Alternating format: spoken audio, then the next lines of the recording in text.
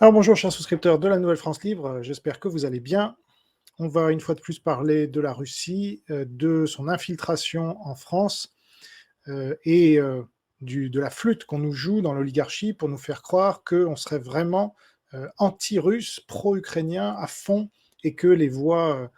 pro-russes, seraient, mises de côté. En fait, pas du tout et je vais en donner un nouvel exemple aujourd'hui. Sachez que, si vous n'avez pas vu mes précédentes vidéos, j'ai démasqué un certain nombre de personnalités qui se disent anti-russes, mais qui en fait sont pro-russes, sans le reconnaître, ou anti-OTAN, ou les 2. Et donc, c'est ça la propagande, c'est-à-dire on n'annonce pas la couleur et on fait passer des idées dans le peuple de manière à correspondre à l'idéologie de l'oligarchie qui est le macronisme résumé, le socialo-communisme en d'autres termes, le maoïsme si vous préférez, puisqu'on est aussi collabo de la Chine communiste, qui soutient la Russie à bout de bras, donc là aussi, ça marche pas. Mais encore faut-il le comprendre parce que vous avez tous les pro-russes qui vous disent « Regardez, la propagande pro-ukrainienne, c'était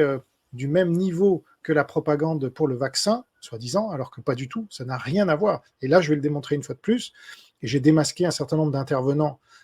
par le passé, mais là, vous allez avoir affaire à une vidéo, à une émission entière où quasiment tous les intervenants sont du côté russe et anti-ukrainien donc. Alors c'est sur la chaîne C8 là, de Bolloré, une fois de plus, donc là aussi on a CNews avec Pascal Pro et compagnie, et des gens comme Pierre Gentillet et beaucoup d'autres qui sont pas du tout pro-ukrainiens en fait, et sur C8 aussi, qui appartient au même groupe, et c'est la même mouvance, Valeurs Actuelles, le JDD, d'où vient Geoffroy Lejeune, donc toute cette mouvance-là, qui déborde souvent sur TV Liberté aussi, et Cyril Hanouna, donc, qui est une émission très populaire, mais très populiste, très conne, en d'autres termes, qui va traiter d'un sujet qui a été débunké par l'AFP factuel, pour une fois qu'ils servent à quelque chose, cela, parce qu'eux aussi, ils nous sortent une propagande hallucinante, notamment sur la Palestine. Bon, là, sur l'Ukraine, ils en font un peu moins, c'est un peu moins gros, si vous voulez, mais là, ils ont donc démasqué